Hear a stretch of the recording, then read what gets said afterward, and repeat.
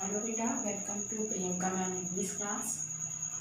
Now I am going to explain the first chapter of first flight in letter to God. आपको मैं बता दूं कि आपके 10th क्लास में 2 बुक्स हैं, एक फर्स्ट फ्लाइट और एक दूसरी है फुटप्रिंट्स विदाउट फुट फीट। तो A letter to God first flight का पहला चैप्टर है। Now I want to talk about the writer.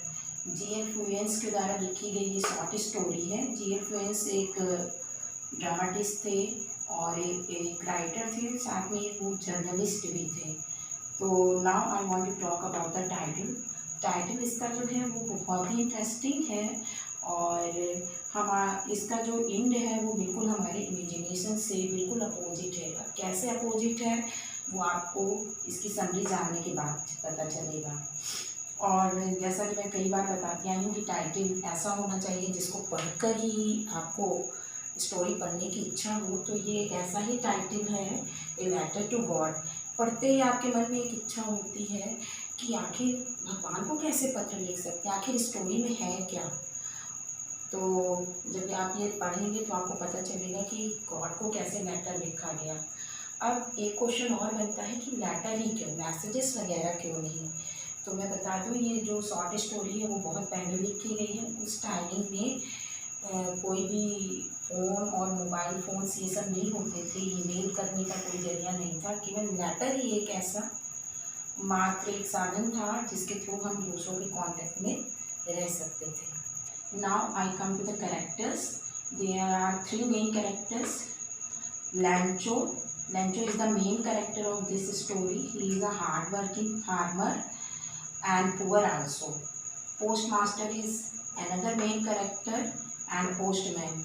Other characters are also here, means Lancho's wife, his children are also here, but Lancho was the main character of this story. Whole story revolves around him. पूरी की पूरी story लैंचो के इर्द गिर्द घूमती है।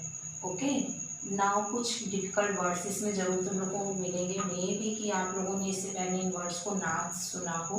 Resemble means होता है अपीयरेंस, प्रतीत होना भी कह सकते हैं आप। रैपिड मीन्स कवर्ड, किसी भी चीज़ से ढका हुआ हो, क्लोथ से या और भी कोई भी चीज़ हो सकती है। सॉलिटरी मीन्स अलोन, बिल्कुल अकेला।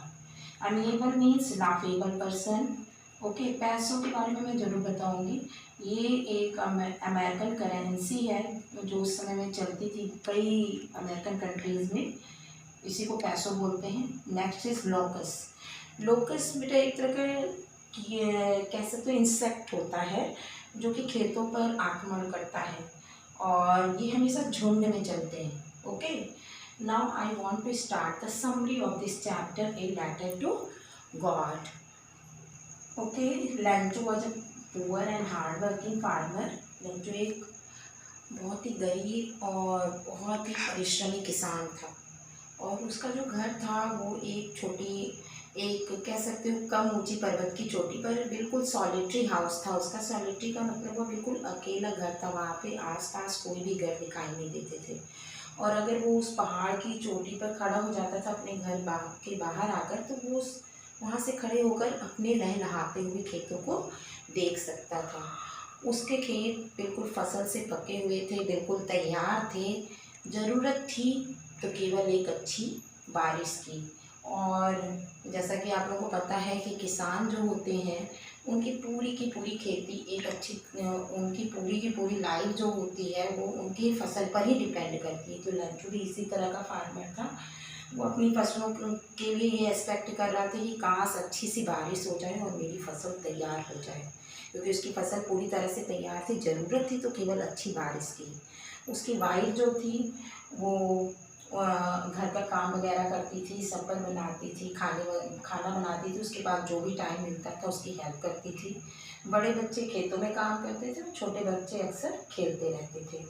तो लैंचो रोज़ काम करने के बाद वो घर से रोज़ सुबह उठता था, रोज़ बाहर आकर देखता था कि काश बादल आए और एक अच्छी सी बारिश हो और उसकी फसल तैयार हो सके, जिससे कि उसके पूरे ईयर का खर्चा निकल सके और वो अपने परिवार की नेसेसिटीज़ को पूरा कर सके।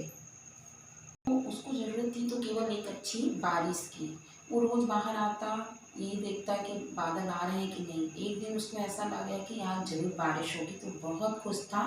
बाहर खड़ा ही था, तभी उसके ऊपर बारिश की कुछ बूंदें गिरना शुरू होती हैं और वो बिल्कुल खुशी से चिल्लाता है, अपने बच्चों को बुलाता है और अपने शरीर पर बारिश की बूंदों को फील करता है। बच्चों से कहता है ये जो छोटी बूंदें हैं वो 5 पैसों के बराबर हैं और जो बड़ी बड़ी बूंदें हैं वो 10 पैसों के बराबर हैं। जैसा कि मैंने तुम्हें पहले ही बताया कि पैसों जो है एक अमेरिकन करेंसी है। ओके, तो बहुत खुश होता है, लेकिन तभी यहाँ पे एक सडन चेंज होता है, एक सरप्राइज़ होता है। उसकी खुशी जो है बिल्कुल से दुख में बदल जाती है, क्योंकि जो बारिश की बूंदें हैं वो हेल स्टॉर्म्स में चेंज हो जाती हैं। हेल स्टॉर्म्स जो होते हैं उन ओलों को कहते हैं। जैसा कि तुम लोगों ने देखा भी होगा कि जो बर्फ़ की ढेरियाँ गिरती हैं, तो जब वो बहुत ज़्यादा मात्रा में गिरती हैं तो उसी को हेल स्टॉर्म कहते हैं। पूरा पूरा खेत उसका हेल स्टॉर्म से ड्रैपेड हो जाता है, कवर्ड हो जाता है। ऐसा लगता है कि पूरे खेत में किसी ने नमक की ढेरियाँ बिछा दी हों। और लैंचो का जो जो हैप्पीनेस मोमेंट था, जो हैप्पी मोमेंट था, बिल्कुल एकदम से सडनली वो चेंज हो जाता है सैडनेस में। और वो बिल्कुल से सॉबिंग करने लगता है, सिसकने लगता है और रोने लगता है।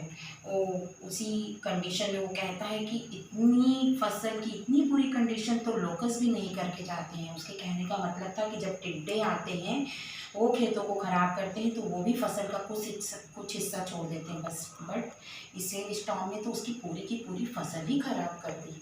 इसलिए वो बिल्कुल दुखी हो जाता है, पूरी रात सिसकता रहता है। उसके समझ में नहीं आता कि पूरे ईयर वो अपने घर का खर्चा कैसे चलाएगा, अपनी फैमिली के डिज़ायर्स को, नेसेसिटीज़ को कैसे पूरा करेगा। तो उसके मन में ये फीलिंग आती है कि वो अपनी फैमिली के नेसेसिटीज़ को कैसे पूरा करेगा। तभी एकदम से उसके अंदर ये रे ऑफ होप डेवलप होती है, आशा की एक किरण डेवलप होती है गॉड की ओर। और वो इस फेथ को दिखाने के लिए ही इस चैप्टर का नाम ए लेटर टू गॉड रखा गया है। उसका फेथ इतना स्ट्रांग होता है, इतना स्ट्रांग होता है कि उसको तोड़ पाना किसी के भी बस की बात नहीं होती है। और इस चीज़ को हम लेटर के लास्ट इस चैप्टर के लास्ट में ज़रूर देखेंगे।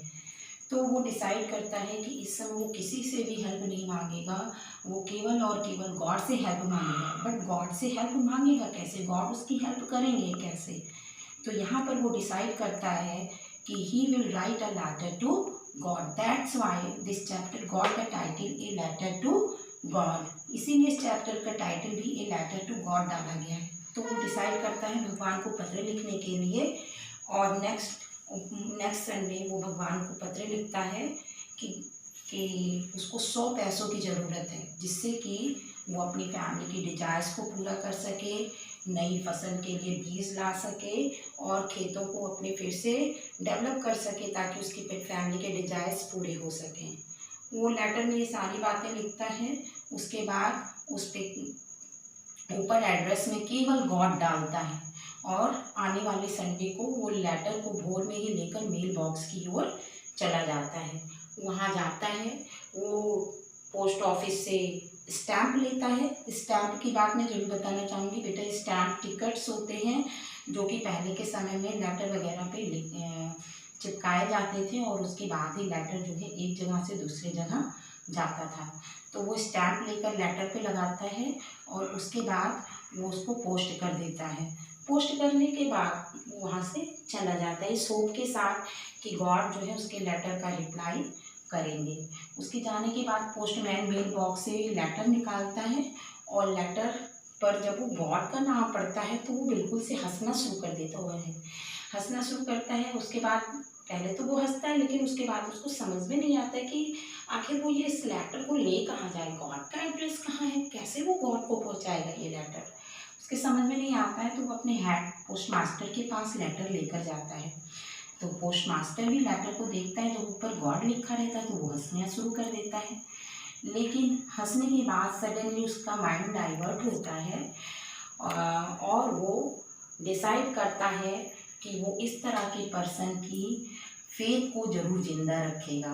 और यहाँ पे मैं ये भी बता दूँ कि पोस्ट मास्टर जो था वो एक एमेबल पर्सन था। अमेबल मीन्स लाफेबल पर्सन था, और उसकी जो पर्सनालिटी थी वो थोड़ा मोटा सा था। मैं इसलिए ये बता रही हूँ क्योंकि समटाइम्स क्वेश्चन पूछा जाता है कि write the character sketch of the post master. So ये आपके लिए हेल्पफुल होगा कि थोड़ा आप इसके बारे में जरूर जानिए।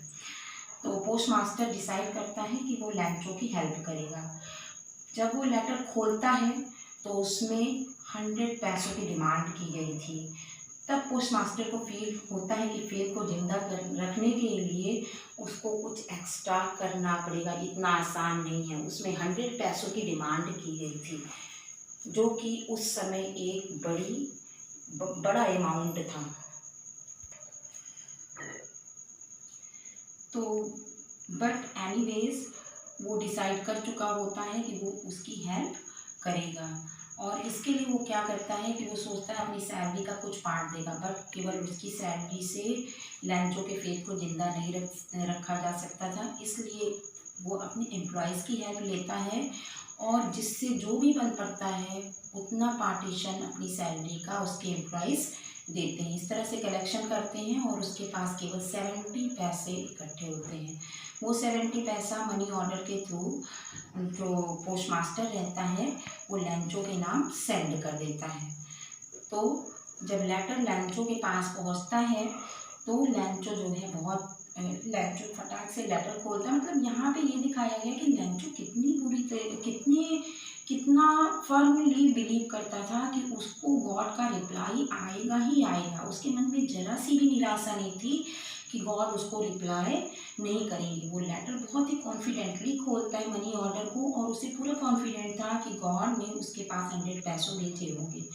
तो वो उसको खोलता है, और उसको जब 70 पैसों दिखते हैं तो वो सडनली बिल्कुल गुस्से में आ जाता है, और आने वाले संडे को फिर एक लेटर लेकर वो मेल बॉक्स की ओर चला जाता है। वो लेटर वो मेल बॉक्स की ओर डालने वाला होता है, तभी पोस्ट मास्टर जो है बड़ी खुशी से आता है और बोलता है एनी लेटर। तो लैंचो वो लेटर पोस्ट मास्टर को ही दे देता है। पोस्ट मास्टर थोड़ा मुस्कुराता है, स्माइल करता है, क्योंकि उसको ऐसा लगता है कि उनकी जो गुड डीड्स हैं, जो अच्छे काम उन लोगों ने किए हैं, उसके बदले में उनको एप्रिसिएशन ज़रूर मिला होगा लैंचो की ओर से। तो लेटर वो ले जाके पोस्टमैन को देता है, और पोस्टमैन भी बड़ी खुशी के साथ लेटर को खोलता है, क्योंकि उनको लगता है कि लैंचो जो है उसका पेट तो जिंदा रहा ही होगा, साथ में उसको उन लोगों को इस अच्छे डीड के लिए अप्रिशिएट भी किया गया होगा। तो ओके, उसके बाद वो जब लेटर खोलता है तो जब पढ़ता है तो बड़ा ही शॉकिंग रहता है, और लेटर में लिखा रहता है कि गॉड आप जो है आगे से जो भी मेरे पास हेल्प भेजेगा वो मनी ऑर्डर के थ्रू मत भेजिएगा, क्योंकि आपने तो मुझे 100 पैसों भेजे होंगे, लेकिन जो यहाँ के एम्प्लॉयज़ हैं वो बंच ऑफ क्रूक्स हैं, धोखेबाजों का एक झुंड है, जिन्होंने 30 पैसे का रिश्वत ले लिया होगा, रास्ते में ही खा लिया होगा, और इसीलिए मेरे पास केवल 70 पैसे आए। That's why I have told you कि कहा कि हाँ, इसका जो टाइटल है, इसका जो एंड है वो बिल्कुल हमारी इमेजिनेशन के अपोजिट आता है। Okay, so this is the end of this story कि लैंचो का फेथ इतना स्ट्रिक्ट था कि उसको किसी भी तरीके से ये विश्वास नहीं हो रहा था कि गॉड ने उसके पास 70 पैसे ही भेजे होंगे। उसको फुल बिलीव था कि ये मदद उसको गॉड ने ही की है। Okay, now this chapter is finish. Okay, bye bye बेटा।